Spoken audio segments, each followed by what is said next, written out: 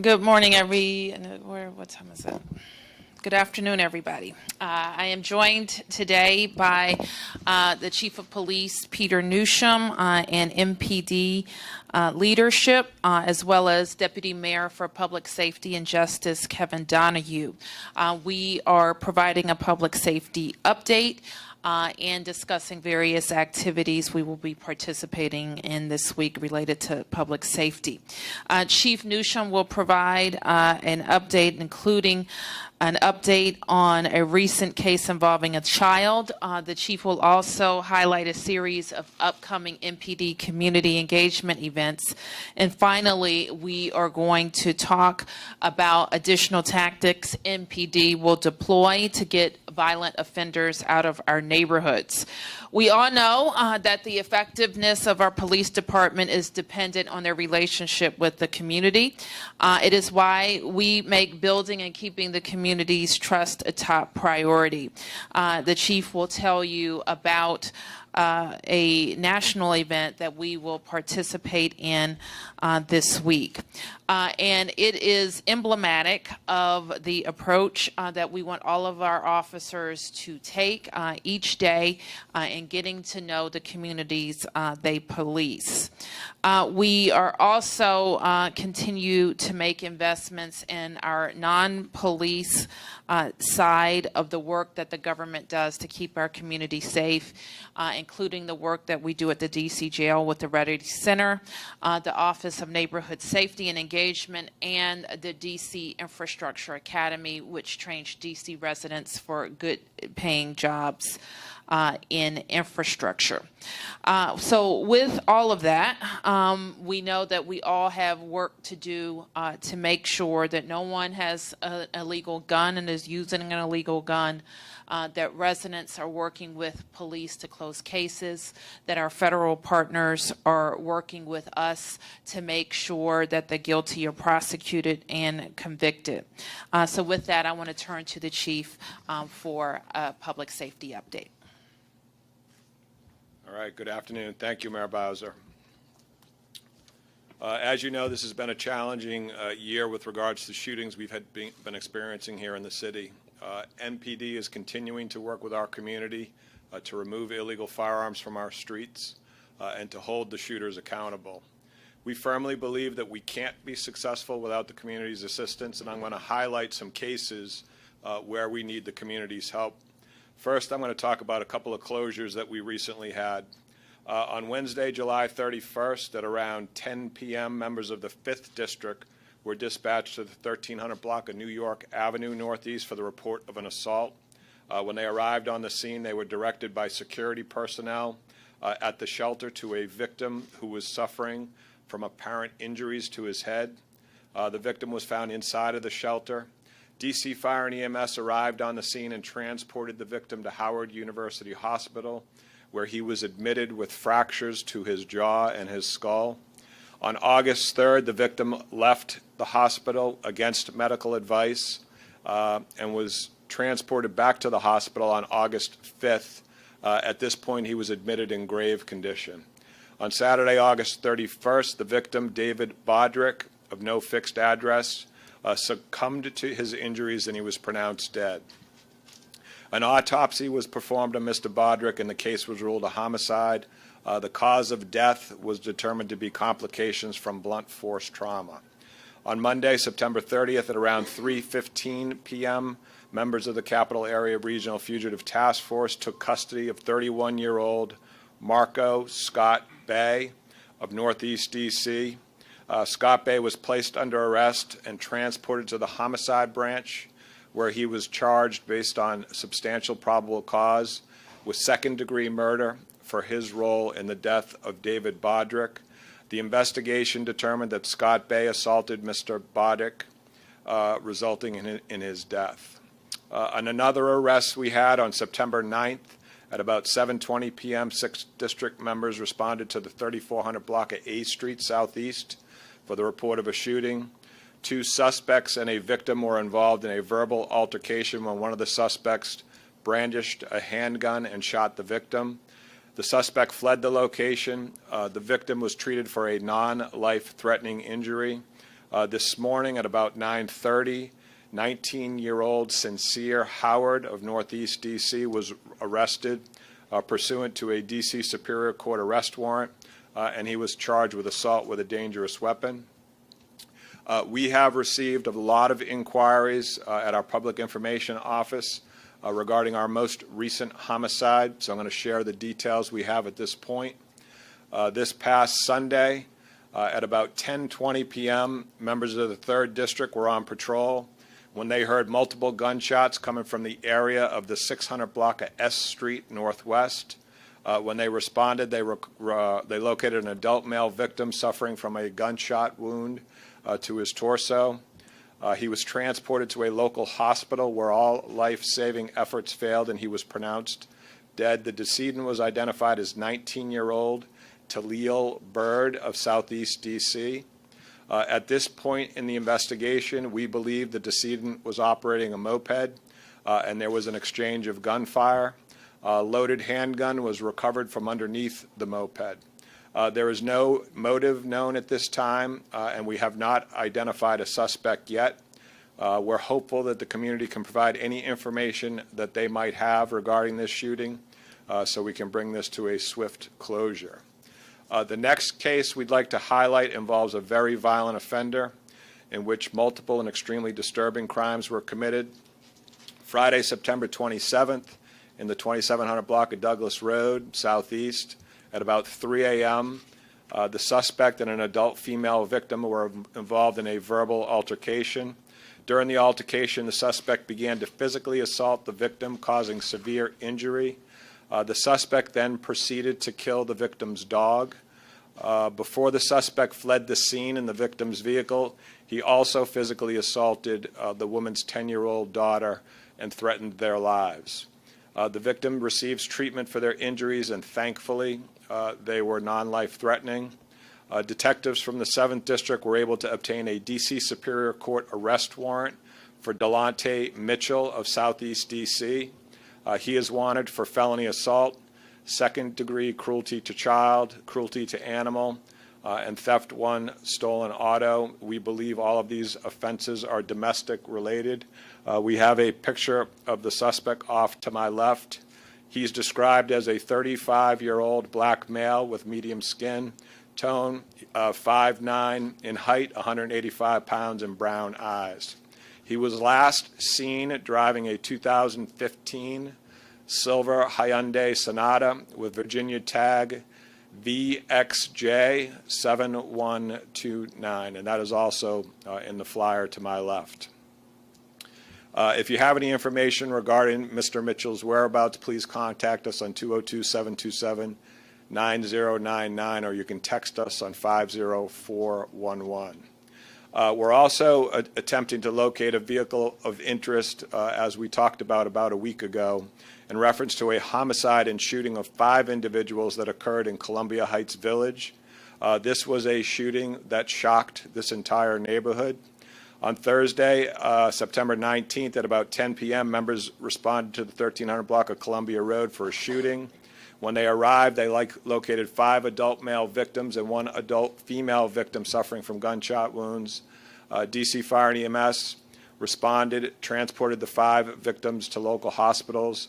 1 adult male was left on the scene because he had no signs consistent with life, and he was subsequently pronounced dead. During our investigation, it was learned that a vehicle turned into the alley adjacent to the property and a gunman opened fire on the group from inside the vehicle. That vehicle, a silver-colored sedan, was occupied by 2 males. We believe one of those males was armed with a high-powered rifle and the other with a handgun. It was last seen in the rear of the 1300 block of Columbia Road Northwest. I am convinced that there is someone out there who has information relative to this case or this vehicle, and we're asking them, if they do have information, to please give us a call on 202-727-9099 or text us at 50411. As a reminder, you can provide information at either of this phone number or at this text number anonymously.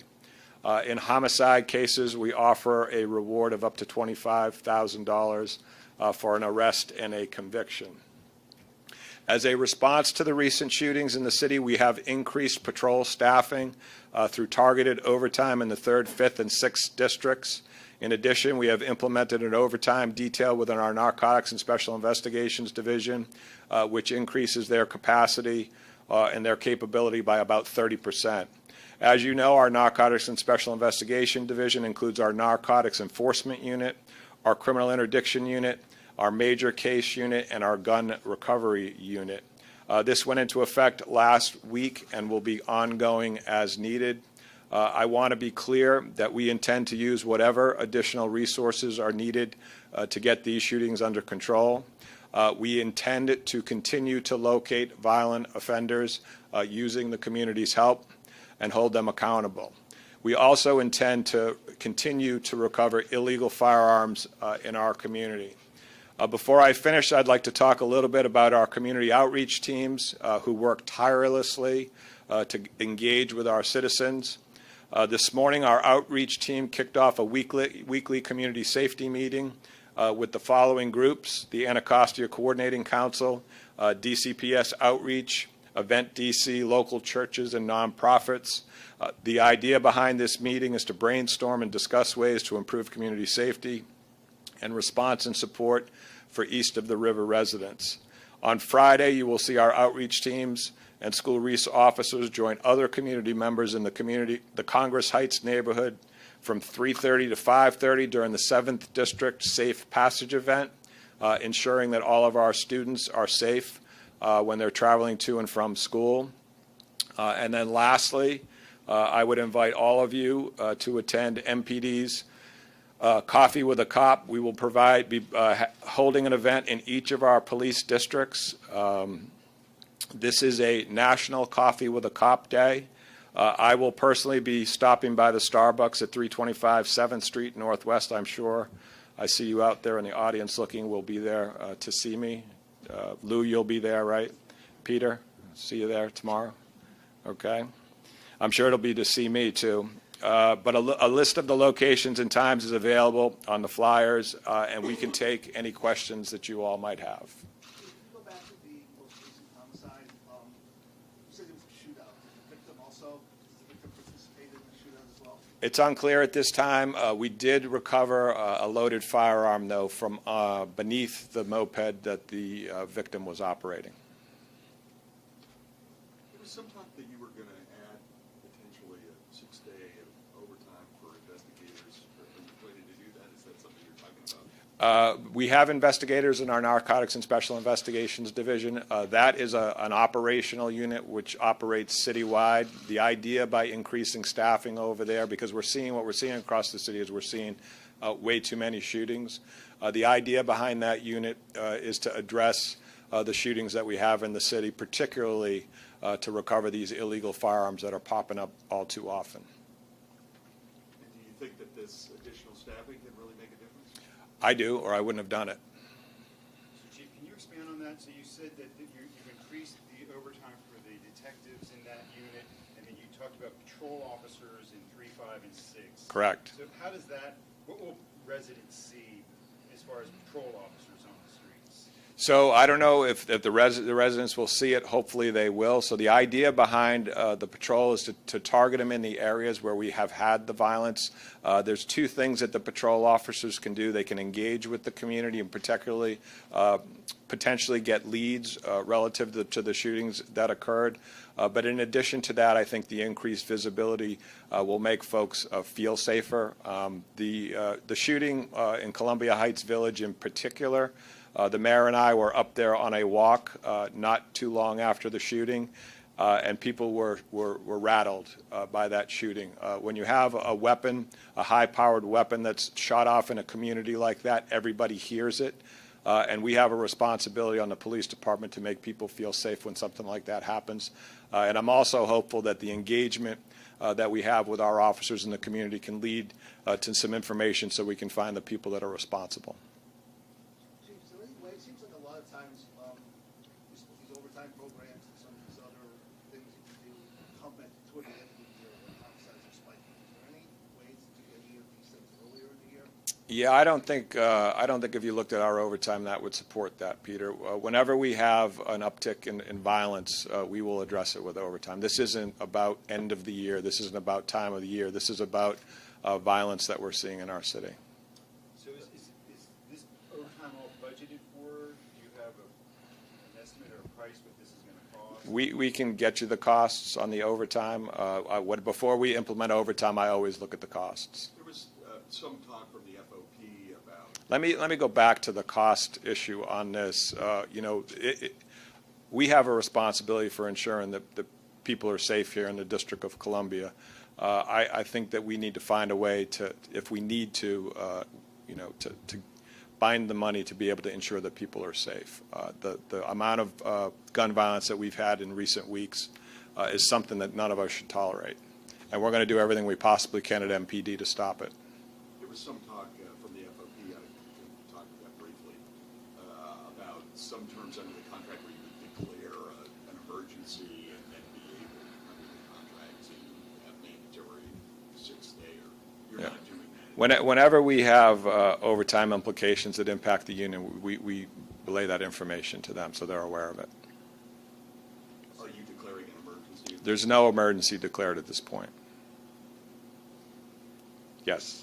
Chief, in All right. terms of hate crimes, I'm aware of the most recent case where there was an LGBT victim that DC police made an arrest, I believe, last week of an incident that happened on the 7700 block of Eastern Avenue. A transgender woman was assaulted and robbed, and DC police charged it as a bias crime because there appeared to be clear evidence, according to court documents, that the suspect was shouting slurs against this woman because of her status as transgender. And as far as I can tell, the U.S. Attorney in this case has kept the charge as a designated hate crime. But I wanted to ask you, and possibly the mayor as well, to see if you have any thoughts on that report recently by the Washington Post, that a huge amount of cases in the past 2 years that MPD has charged with a hate crime enhancement designation. That designation was dropped by the U.S. Attorney. I was wondering if you had had any conversations with the U.S. Attorney about that. I think that there's been a lot of discussion about it, about the fact that there are a lot of crimes that we're bringing over to the U.S. Attorney's office that we believe to be hate crimes, and I have seen the articles that you have seen about a failure by the U.S. Attorneys to prosecute in those cases. I'm very thankful in this most recent case that they did pick up the hate crime designation. Lou, as you know, in this city, unlike some other cities in our country, we do not have a tolerance for that kind of behavior, for anybody treating someone differently because of who they are. So I'm very happy to see it in this particular case. I don't know if the mayor wants to comment. I appreciate the work that MPD has done. And one thing that I note over the last several years, while we're very concerned of the increase in hate crimes related to LGBTQ status, related to religious status, and other things that we have seen increased over the years, reflecting, I think, some of what we see happening nationally. People continue to call 911, however, and I think that we should be proud that people in the LGBT community, especially transgendered women, are calling us for help. And we are sending the very clear message that we're investigating these crimes, and we expect them to be prosecuted to the fullest extent of the law. Do you have the resources that you need in terms of numbers of officers and so forth to deal with this uptick? And would it be better to get more officers through the academy and have, a higher level of officers than to be doing overtime? So I know you know that we have a little over 3,800 police officers right now at MPD. Our intention within the next couple of years is to go up to 4,000. If we need overtime in the interim to supplement when we have upticks in violence, then we will do that. So we also have that as an alternative. And we have always done that as a police department for as long as I can remember. If we do have an uptick in crime or violence in a particular area, then we'll use overtime to address it. And Chief, should tonight